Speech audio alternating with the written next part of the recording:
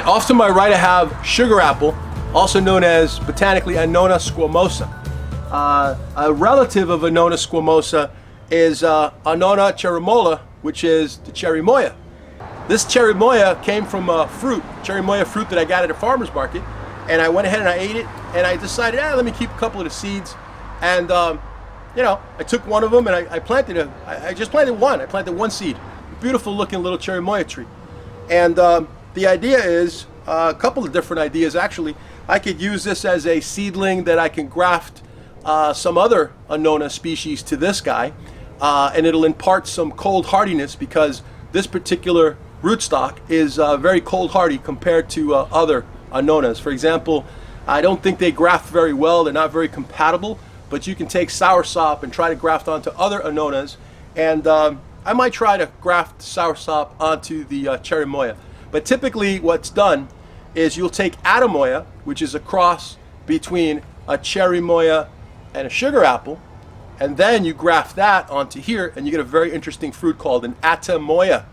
But I just wanted to show you this good looking little cherimoya tree. Now let's keep moving on through the yard. Now for quite a while I've wanted to do this video portion here where I show you guys my soursop tree that I planted about a year ago. Actually no, I planted this, I put a date right here. This was on March 4th of 2018. So here we are, it's September. So it's not a year, but the tree was planted in the ground in March of 2018, and it's now September, I think it's, well, today's September 11th, and the plant has grown fantastic. It's nice and bushy, it's nice and compact, and I got a confession to make, okay? I got a real confession to make here. I made a horrible mistake because I didn't make a mistake in the sense that I pruned the tree. I wanted to prune the tree. I wanted to top the tree to keep it small and compact. Smart move, right? Except I never thought to look carefully, and guess what? I cut off the tree. I cut off the fruit. I cut off one beautiful little soursop fruit that was about that size. And I wanted to take the saw and cut my neck because I've been waiting and waiting and waiting. I hope you feel my pain. Well, anyway, I lost that fruit because I didn't pay attention.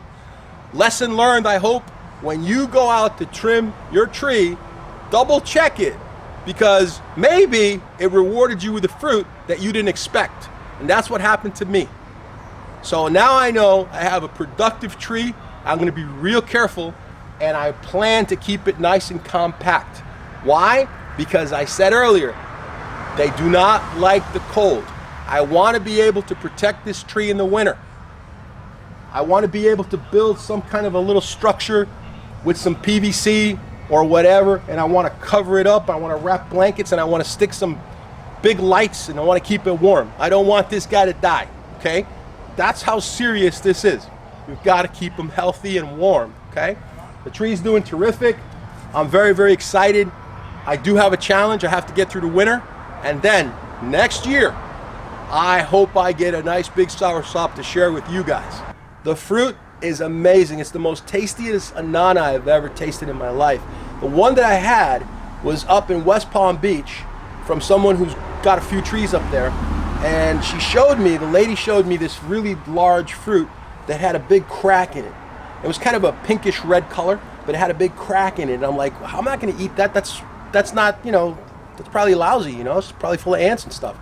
Well, guess what? You get a big crack, but somehow it seals itself off and it really doesn't get any ants. It's normal. At least I didn't see any, and I've heard that from people. Just because they get a crack, they don't get spoiled. But yeah, that fruit was amazing. And this is Annona diversifolia, Ilama. Not very happy when it gets cool weather. So if it gets real cold, it's just about as scary to it as it is to a soursop. They don't like the cold weather.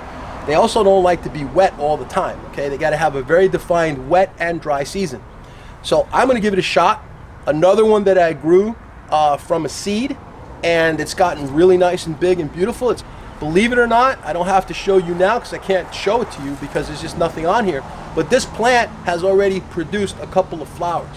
Now, I have no fruit primarily because of the arrangement and the synchronicity. I guess that's the right word. The synchronicity, okay? The timing of when the flower is a male and the flower is a female. It's a little complicated, and in order to do the pollination by hand, I have to have 2 flowers on the tree at approximately the same time. It's a very interesting plant, and if you can get an Ilama and you live in the right climate, you're gonna love the fruit. It's incredible.